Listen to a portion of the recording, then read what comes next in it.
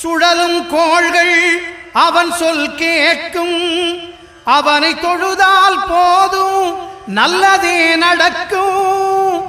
ஆனை முகனை தொழுதால் நவக்கிரகங்களும் மகிழும்.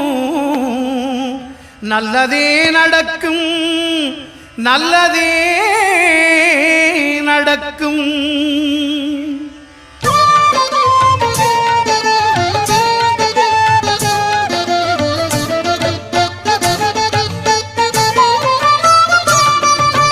ஒன்பது கோளும் ஒன்றாய் காண அங்கு கற்பகம் என்னும் கடவுளின் மெய்யில்.